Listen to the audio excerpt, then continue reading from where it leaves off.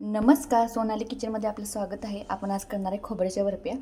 यासाठी मी घेतलेत एक नारळ खोबऱ्याचा किस, दूध, तूप, तुम्हाला जेवढं गोड पाहिजे तेवढं साखर, विलायची पावडर, कढई गरम करायसाठी ठेवले। त्यामध्ये घालूया आता खोबरं बारीक केलेलं। ते थोडं हलवून घेऊया थोडा वेळ। ह्या वड्या करण्यासाठी आपल्याला अर्धा ते पाऊण तास लागतो। एक चमचा तूप घालूया। तूप घालून चांगलं हलवून घेऊया। बघू शकता आपला खोबऱ्याचा कलर थोडा थोडा बदलत आहे। तुमच्या आवडीनुसार साखर घाला। साखर घातल्यानंतर एक 15-20 मिनिट आपल्याला हलवायला लागणार आहे। हे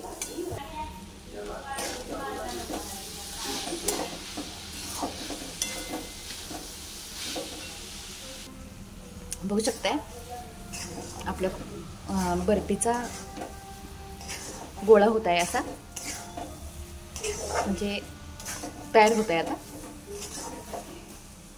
आता ह्यामध्ये घालूया आपण दूध थोडंसं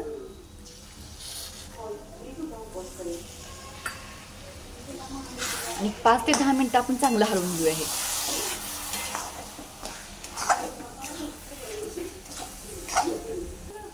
दूध घातल्यानंतर 5 मिनिटं झाले आणि थोडे 5 मिनिटं वेळ वाढवूया आपण। बघू शकते कसं घट्ट व्हायला लागले। हे बघू शकताय आपल्या खोबऱ्याच्या बर्फीच्या ह्याला पेड्यासारखा कलर आलाय आणि त्यामध्ये आता घालूया आपण विलायची पावडर आणि ते हलवून घेऊया चांगलं।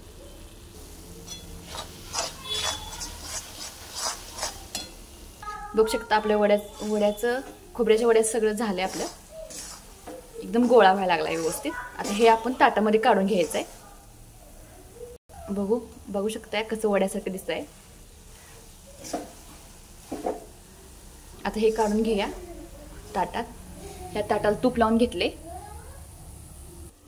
खोबऱ्याचं वड्याचं मिक्सचर आपण ताटात काढून घेतले आणि हे गरम आहे तोवरच दाबून घेऊया चांगलं। गार पाण्याचा हात घेऊन हे थापू शकते आपण। आता हे सेट होण्यासाठी फ्रीजमध्ये थोडा वेळ ठेवूया।